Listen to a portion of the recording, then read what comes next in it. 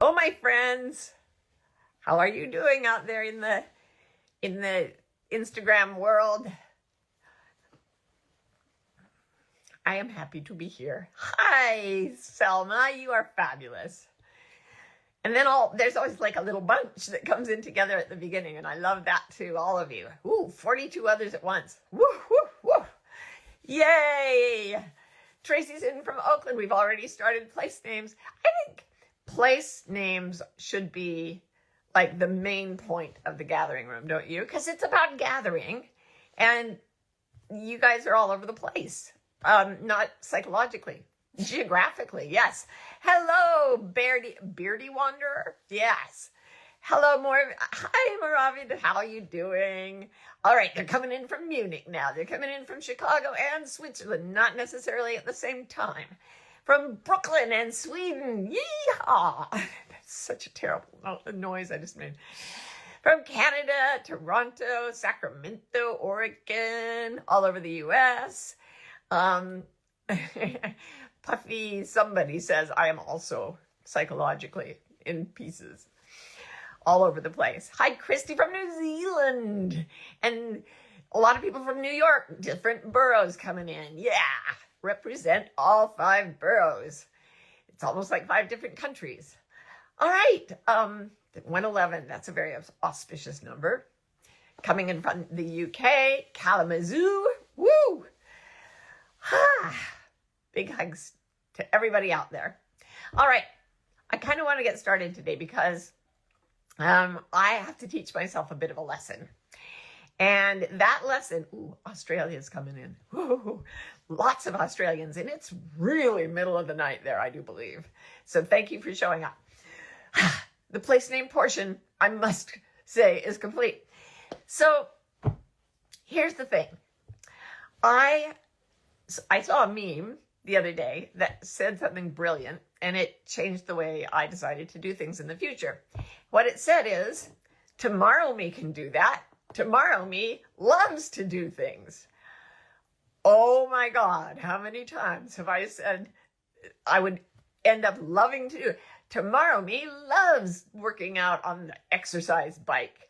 Tomorrow me loves studying Spanish for 3 hours. Tomorrow me is going to get into that. I'm always putting things on tomorrow me's schedule. And most recently, I had a speaking junket where I gave one speech out west, and then I had another speech out west. So I stayed out west for the 8 days in between. 8 days when I just barely rejoined my family after another long trip. And I was like, I see the logic in staying. And it's such a bummer that I'll just be there for those 8 days with not a lot to do. But book proposal, emails, texts, calendaring things. I mean, I will catch up on my life. I will write something brilliant as my book proposal. Tomorrow me loves that stuff. So I gave my first speech and went to the second city. And I was in this little tiny hotel room. There really was almost not room for the bed. And also the bed was really, really soft and squishy, which I find for some reason excruciatingly painful. Go figure. Fibromyalgia, whatever. Anyway, there was one place I could lie down happily, and that was the luggage rack. It was sort of a bench. So I took the blankets and I went over to this little luggage rack, which was shorter than me and about as wide as my body. But if I bent my legs, I would fit there nicely. So I bundled up. I slept there the first night. And then the next day I was going to get up and start my hard day's work, writing and answering emails and doing all the things. And I basically clung to my luggage rack all day without even moving. I didn't get up and go for a walk. I didn't see the sights. I didn't go have food. I just lay there on my luggage rack, dreading the hard day's work I had scheduled. Now, I know, because we do this in the Wilder community. We do this thing where we just show up and work, like 40 people or however many are there at a time. We're all on Zoom. Body doubling. Oh, we call it body doubling. And it's also a co-work session. And I know that when I go into those things, when there are other people around me, for some reason, it is much easier to work. Maybe it's because Like there's a scientist named Rupert Sheldrake, whose work I love. He's really into some woo-woo things, but he's also brilliant. So he talks about there's research showing that if you give a rat a really difficult maze to run, or a mouse, I believe it was mice, and you teach this mouse to, you run a lot of mice through this maze, and it's very hard for them to figure out. It takes a long time. But then you select one mouse, and you get this mouse through the maze, going through the maze so many times that he learns how the maze works, and now he never does anything wrong. He zips through the maze. Then you put the other mice in. They have not even had an opportunity to talk to the first mouse. No communication, although they do sing when they're in love. That's a whole nother gathering room, I believe. All the other mice get put in the maze, and they can all do it faster. Furthermore, if people in Japan or New Zealand, somewhere far away from an American research facility where this research is being conducted, if people way across the oceans have the same maze and they put a bunch of mice in, the day after one mouse, like in the US, I think it was the UK actually, has solved the maze, suddenly all the mice in the world can solve this maze more easily because one of them did it. So when I'm with, this is when I'm so stupid, because I have done this so many times. I've been on the road, have a long, boring gap in the middle where there's not much to do. And I tell myself, I will work. I will work and work and work. Or everyone goes away and leaves me by myself. I will work. I don't work. No, I work when there are other people near me. For some reason, the energy of other people working, just like the mice, makes me able to get through the maze in my mind that keeps me from working. So I clung to that luggage rack for 8 straight days, just watching baking show reruns. And every day, I did try to work. I would get up and try, and all the work, I had nothing in my brain for writing. I was supposed to make videos. I tried for hours. It all came out garbage. Tomorrow Me did not like the work thing, where I was by myself in a strange place and all I had to do was hard labor. And I thought about how we abuse tomorrow self. When I got back, I had an email inviting me to such an exciting, amazing opportunity and event. And I was on the fence about going because it would be another long trip away from my family. And it was such a, like, if I gave you this opportunity, you would jump at it. So I was going back and forth, and Ro was helping me, my beloved gracious badger of a partner.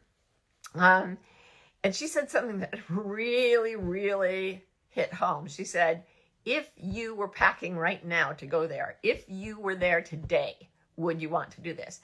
And it involved a lot of social dinners and parties and everything. And I'd be like, interacting with people. She said, if you wouldn't want to do something today, don't condemn tomorrow you to that thing. Like, I would not enjoy that experience. I can tell you, it's because I've done it 1,000 times. Oh, tomorrow me is going to love that party. No. Today me doesn't like parties, and tomorrow me doesn't like parties. Today me doesn't like working all by myself, and tomorrow me doesn't like working all by herself. So here's the thing. I believe that we all have some fairly puritanical stuff in our heads from the sort of universal work culture that has spread throughout the world. And it really wants us to be puritanical. It wants us to condemn tomorrow self to do things that today self doesn't enjoy. You're supposed to be more righteous in the future. But I also believe that whatever divine force there is in the universe, consciousness, call it whatever you want, I believe that it wants us happy.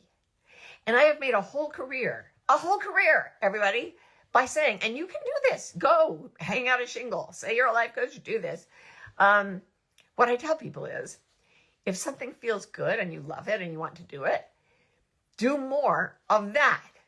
And if something feels awful and you hate it, and it feels like you're grinding yourself to death on a cheese grater, maybe don't do that.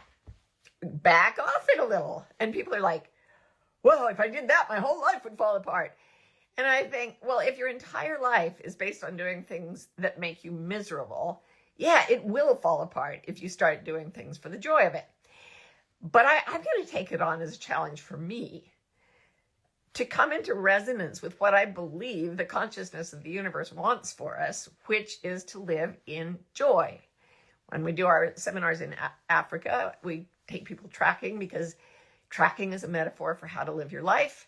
And the track we're looking for, as Boyd Vardy always says, is the track of joy in the body. So if you are doing something and you feel joy in the body, plan to do more of it. If something comes up and you think, well, I don't want to do it, but tomorrow me will want to do it, don't do it. Because as Ro was telling me, tomorrow me never gets here. Tomorrow me is always tomorrow, and she don't want to do it. So I was thinking, okay, two things. Something you're contemplating doing, that you have a choice to either do it or not do it. You could cancel it. Like you're planning to cook dinner, but you could also like buy a frozen lasagna and cook it, whatever. So you're planning to cook dinner. Do you want to do it? If you love cooking, you'll say yes. I would always say no. I don't really care about cooking. So never condemn yourself to doing that tomorrow, a thing you wouldn't want to do today. Like go through the things on your list that you think tomorrow me will want, but today me doesn't want it. Because today me is the manifestation of universal consciousness in your form, in your physical form. It's calibrated to know where to go in life by the feeling of joy in the body, or the feeling of pushback, or tension, or general mood deflation in the present. So notice what you're being guided to do. And it will always be that what you really love is what you should keep doing in the future. And what you really don't love is not what you should keep doing in the future. I believe that God loves today you, your preferences, your joy. So don't overpromise things that you want tomorrow you to do. And do start planning wonderful things that today you would like to do, but maybe you don't have the time or the resources right now. So I was thinking, what would today me really love to do? I have this plan to build a little grotto in the woods near my house where I would go to meditate. That's the plan. So that's something I would really love to do, but I would never take time to do it. Ordinarily, I'd let my schedule fill up. So I'm actually going to put in my calendar going forward time to work on my grotto, which I know I love. I gather stones and I'm making a circle and a place to feed the birds and everything. I'm going to put that in my schedule where it will absolutely remain, unless an absolute emergency comes up. That is time I will spend doing something tomorrow that I would love to do today. And I'm going to really consider the invitations I get, the plans I make to be a working engine. I'm going to consider those and think, would today's self love that? And if not, tomorrow's self's not going to love it either. And I believe the whole arc of your life will change if you start moving toward what brings you joy and away from anything that doesn't bring you joy. And this is the first day that I've actually thought of going through the calendar and winnowing out the things that today's self doesn't love, that I'm assuming tomorrow's self will love. Tomorrow's self never gets here. So love yourself now, accept yourself now.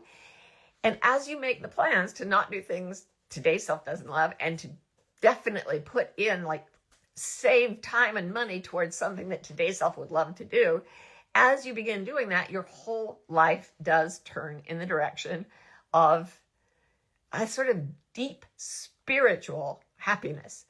You'd think, oh, this sounds very sort of nuts and bolts, and it is. But that's one of the most important ways you can reorient toward the part of you, call it your higher self, that is longing for you to be free, joyfully free of all the burdens you carry and joyfully participating in any delight that is available to you. But we have to make plans to do that, y'all. So that's what I have to say about today's self and tomorrow's self and how it relates to our souls. If you do that, if you just plan things your today's self would love and just don't plan things your today's self wouldn't love, you will actually step into the full realization of yourself as a being. Sounds so simple, and it is, but it's huge too. All right, we have questions. I'm going to move them to the center of my computer screen. So question, I think thinking about tomorrow me is so smart, but how do you intertwine this with a woman's menstrual cycles where every day is so different in terms of social desire and capacity? Basically, a lot of people they set goals to do things that would be the maximum they could do on their best day. What I have learned, especially having the many years of chronic pain that I did, is only plan and only promise, if you have any way to work with it, only promise something you could do on your worst day. And like something you could tolerate on your worst day or something you could actively do on your worst day. And always put that in, because there's always the opportunity to add things like work and socializing, whatever it is. But once you've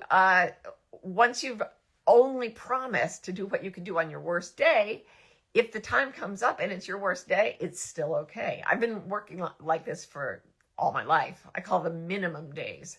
Those are my plans, minimal. So yes, I totally get that about the hormones, but yeah, you just plan for what you could do on your worst day. Next question, is this why I end up dreading things I've planned that anyone else would never pass up? Little epiphany, I think. I could have written that text, actually, because I always end up dreading things that I've planned that anyone else would love. I mean, I told a friend what I'd been invited to do, and I could see her just recoiling with horror that I had turned down the offer. But every time I checked, the track of joy through my body was like, I would not do that today. I would not do it today. And that was so clarifying. So would you do it today became my big catchphrase, and I've been using it every time I get invited to anything ever since Rose said it. And then I don't dread what's coming. Question, are the mice communicating through telepathic communication through the quantum field? I feel like my mental health impacts my teen son's mental health even when we're not together. Well, Rupert Sheldrake believes in something he calls morphic fields. So a field is an emanation of energy that affects different people in different areas, and sometimes without any obvious physical means of communication. And he really looked at it in animals quite a bit. But there's also evidence that we humans are connected through fields. So I'm not gonna say, oh no. How could your mental health impact your teen? My first impulse is to comfort you and say, it doesn't affect your son at all. But actually it does. So there are two things you can do about that. That you can either really, really focus on making yourself happy. And there's one study I'm remembering that showed that children of troubled parents, like people with depression and high anxiety, if the parent went to get therapy, the child's mental health improved. Even if the parents were in their 80s and the child was in their 60s. So anytime you're in your lifespan that you make things better for yourself, healthier for yourself, everyone who loves you and maybe other people who don't even know you are positively impacted. The other thing I would tell you is negativity is not nearly as powerful as positivity. When we actually send out a signal of positive energy, it has a lot more impact. When we reward animals for doing a task instead of punishing them for not doing it, they learn much, much, much faster from reward and positive reinforcement than from punishment and negative reinforcement. So you're not destroying your son's life, but if you have any opportunity to make yourself happy, do it for your child. And even like clinging to a luggage rack and watching baking shows, it made me happier than anything else I could think of. I got up every single day I was there. I went, what do I want to do? I want to get some oatmeal and watch baking show. And then I'd go to my luggage rack. It was ridiculous. But I truly think that if I had done something harder, it would have communicated not only through our words and phone calls and everything, but through the field that connects me with my loved ones. They would have been less positively impacted that day if I hadn't done what brought me a tiny bit of joy. In my defense, I was also getting really sick and I didn't know it yet, and I got through the whole thing because I clung to my luggage rack and watched my baking shows. All right. Question: is it natural for the things that bring us joy to inevitably disappoint us at times? How do I navigate this, especially in terms of creative activities? Yes. Byron Katie says, all pleasure is pain. And I remember hearing that and thinking, no, it isn't. Then I read a book that Nisargadatta Maharaj, I was going to say he wrote it, but actually somebody wrote down what he said. And he said, what you call pleasure is just the interim between two pains. And I was like, oh, I get it. Anything we attach to because it's pleasurable goes away because of constant change and impermanence. So if we're clinging to something, if we're attached to it, it's going to change, it's going to move. Or even if it doesn't, we'll age, the situation will change. I wouldn't call that joy, though. I would call it enjoyment. I would call it pleasure. It's pleasurable. But I wouldn't call it joy because joy for me is something deeper, but that's just semantic. Anyway, if you can find a place where you have equanimity and peace within yourself, and then release your attachment to things that cause you pleasure and things that cause you pain, like don't be negatively attached to pain, like by worrying constantly that you'll be sick or something, and don't be positively attached to pain by thinking, oh, I love the way I look, but I'm going to get old. There's Shinzen Yang, another Zen monk I love. He said, he's a mathematician, and he says attachment times pain creates massive suffering, and detachment times joy brings massive amounts of joy. If we're detached from something, if it's pleasurable, we feel it far more. And if it's painful, we feel it far less. It's really odd. And it's all about letting go of attachment. And when you're not attached to either pleasure or pain, a constant stream of joy starts to rise from somewhere in your center. And it's very deep. It's very peaceful. It's not always what we would celebrate in our culture. But joy in the body is something we absolutely need to track. And it's actually, that lasts, where pleasure and what we call happiness sometimes will inevitably end. But joy doesn't have to. All right. Question. Hi, Martha. I'm a therapist and my next client is a 16-year-old and she is mean. How can I find my compassion for her? I suggest that that you don't try to access compassion for her, because that is a lie to your body. If your body doesn't like being around this client, you got to acknowledge it, especially if she's 16, because they know the minute we leave our integrity, oh my gosh, she'll feel it and she'll play you.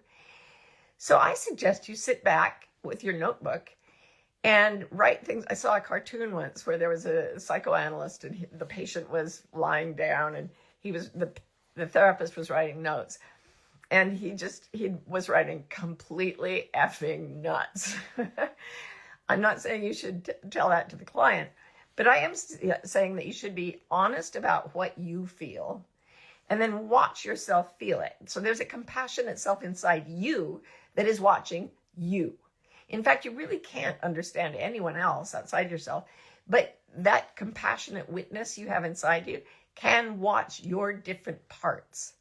And you can sit there and go, there's a part of me that wants to heal everyone, and she's included. And there's a part of me that can't stand this kid. And just, oh, that's really interesting. So I'm going to try to keep going in my mission to heal people while not trying to like this person. And in the end, that will be easier and more relaxed and more joyful for you. And I think it gives you a better shot at actually making progress with a client. But maybe she's a sociopath. That happened to me with a client once, and I just didn't like her. And I tried to force myself to like her so hard. I think tomorrow me, yes, let's do more free sessions because tomorrow me will like you. Tomorrow me never did. But you can use that as an opportunity to watch yourself so that you don't take on things like that in the future. More and more questions. Okay, how do I balance a creative career for money and my own enjoyment? Tips. I removed, you said it's like walking a tightrope with the left and right brain. Yeah, creativity that you do for the joy of it. Experimentally, they have found that when you're doing a creative task and someone offers to pay you for it, you actually immediately get worse at it because creativity and money, they don't really ride the same circuits in the brain. I think the best thing to do is always, always drop into joy first do things that you don't enjoy only when you literally have to do them. I'm going to say this, that is something I say all the time. If you don't have to do it and you don't want to do it, don't do it. Never do it. So once you're doing something for the joy of it, don't let yourself think, and this will bring money. I know it's hard not to. But while you're in the creative process, abandon yourself to it. Get so into creating that you forget about the money. And that process is where we get the famous phrase, do what you love and the money will follow. It's not do what you love for money and then you'll get money that way.